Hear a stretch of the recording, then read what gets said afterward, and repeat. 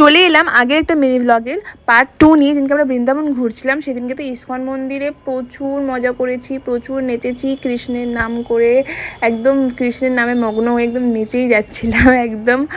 অনেক দিন মানে মনের সব দ্বিধা যা ছিল সব কৃষ্ণের পায়ে সঁপে দিয়ে সব কিছু ভুলে গিয়ে কৃষ্ণ নাম জব করা, তো ওটাতেই আই থিঙ্ক বেশি সুকুন আর বেশি মজা পাওয়া যায়। তারপর বিকেলে গেছিলাম প্রেম মন্দিরে, আমি আর দিদাই গেছিলাম প্রেম মন্দিরে। এত ভিড় যে প্রেম মন্দিরে একদম ভেতরে গর্ভগৃহে আমরা ঢুকতে পারিনি, যেখানে মূর্তি রয়েছে আমরা সেটা দেখতে পাইনি, বাইরে থেকে এই ভিউটা আমরা দেখেছি। আর দেখো তোমরা নিজেরাও দেখতে পাচ্ছ যে কতটা ভিড় হয়েছিল।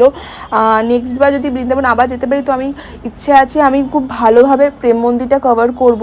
এইবারে আমার করা হয়নি, তো আমার একটা আফসোস থেকে গেছে যে প্রেম মন্দিরটা এবারে কভার করা হলো না।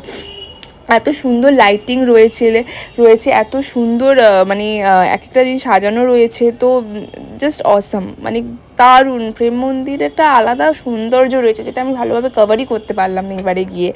তো যদি পরের বারে যাই তো শুধু বৃন্দাবনে থাকবো, আর প্রেম মন্দির সাথে যেগুলো আমার কভার করা হয়নি সেগুলো কভার করবো। আর কেসিঘাটও তোমার ভালোভাবে কভার করা হয়নি, তো ওটা একটা মিস হয়ে গেছে, আর প্রেম মন্দির মিস হয়ে গেছে। যাই হোক, এখানে দেখো কি সুন্দর ওই অর্জুন যুদ্ধে যাচ্ছিলো, কৃষ্ণের রথ চালাচ্ছিল, ওটার একটা ছিল মূর্তি। আর এখান থেকে ধোসা খেয়েছিলাম, ধোসাটা নিয়েছিল 100 টাকা। প্রেম মন্দিরের ক্যান্টিনের খাবার দাবার খুব ভালো, পুরো নিরামিষ, পেঁয়াজ রসুন ছাড়া, দারুণ দারুণ ছোলে ভাটুরে, রাজকচুরি, অনেক কিছু অ্যাভেলেবেল ছিল, তোমরা কিন্তু ট্রাই করতে পারো। তারপরে পান খেয়ে বাড়ি চলে এলাম, ব্যাস পরের দিনকে চলে গেলাম আগ্রার উদ্দেশ্যে, যেটা ব্লগটা তোমরা নেক্সট দেখতে পারবে।